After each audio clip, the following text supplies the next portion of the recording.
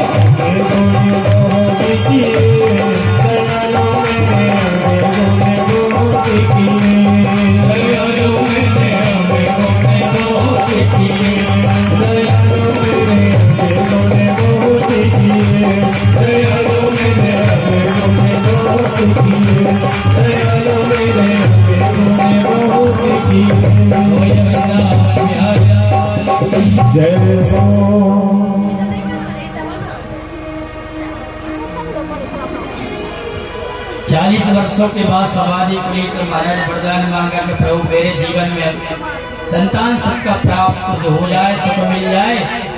तो कदम ऋषि ने कहा कि चलो ठीक है। 16 वर्ष की हो गई देवती मैया और कदम ऋषि हो गए 20 वर्ष के। सरोवर में गोता लगाने के बाद महाराज गृहस्थ जीवन उनका प्रारंभ हुआ। तो एक ही बार में 9 कन्याओं को जन्म दिया। एक ही बार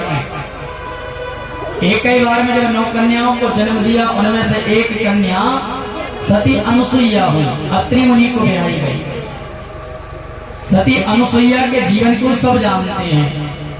एक बार महाराज जब 100 वर्षों की अनावृष्टि हुई, जब जल नहीं बरसा, तो विपत्ति काल में सब चले गए। तो अत्रि मुनि समाधि लगा करके बैठ गए। 54 वर्षों के बाद में जब उनकी समाधि खुली तो अपनी पत्नी से केवल जल मांगा। सती अनुसुईया से कहा कि मुझे जल चाहिए। तो पत्नी का मतलब है कि पति जो कहे उसको करूं मैं, जो कहे मैं करूं। अब पत्नी ने कहा कि महाराज मन में विचार किया कि जल मांगा, जल तो कहीं है नहीं, क्योंकि 54 वर्षों से कहीं जल बरसा ही नहीं। पर पति ने कहा मुझे जल चाहिए, पानी चाहिए पीने के लिए। कमंडल उठाया और वो चल पड़ी। तो कमंडल उठाकर जब वो चल पड़ी, बहुत दूर निकल गई, तो साक्षात गंगा जी उनके पीछे पीछे आ गई। प्रेम से बोलो। स्वयं गंगा जी उनके पीछे आई। गंगा जी ने पूछा देवी तुम कहाँ जा रही हो? कहा मैं मेरे पति को जल लेने जा रही हूँ। कहाँ जा रही? बोले ये पता नहीं है। तो पता है कि जब 54 वर्षों से जल बरसा ही नहीं है तो तुम लेने कहाँ जा रही हो? कहा मेरा नियम है और मेरा ईमान है कि मेरे पति ने मुझसे जल मांगा, जब तक जल नहीं मिलेगा मैं नहीं लौटूंगी।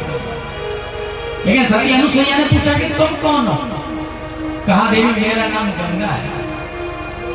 तुम गंगा जी हो? तुम यहाँ क्या कर रही हो?